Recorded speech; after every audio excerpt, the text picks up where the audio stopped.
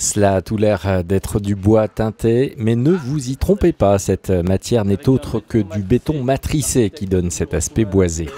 Gros plan donc pour commencer sur un des éléments composant Forme d'eau, le centre aquatique de Châtel, dont c'est aujourd'hui l'une des visites de chantier.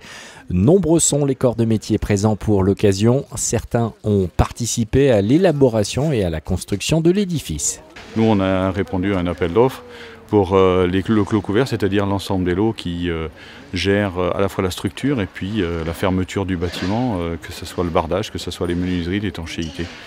Après la salle de réunion pour la présentation et l'avancée des travaux, la visite du chantier débute.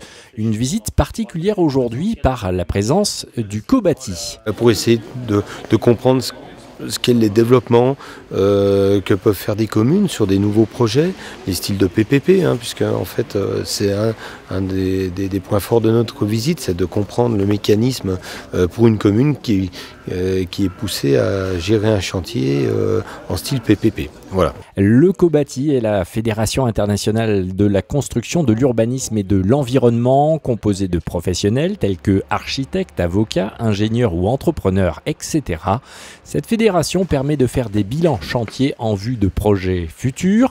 Elle est aussi force de proposition. On met en avant aussi toutes les nouvelles techniques liées à ce qu'on appelle la RT 2012, avec les lois, les bâtiments à énergie passive.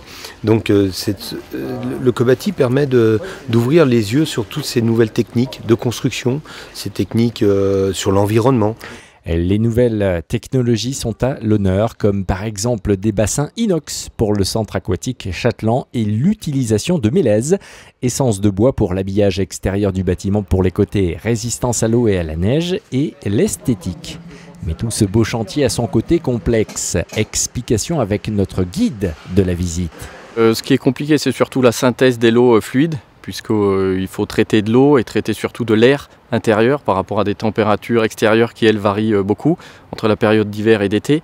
Le bâtiment a été conçu pour avoir effectivement une zone plutôt bien-être, une autre zone natation, avec également un bassin extérieur, plutôt ludique, lui. Le bâtiment est sorti de terre après pratiquement 1 an de travaux, les choses se précisent.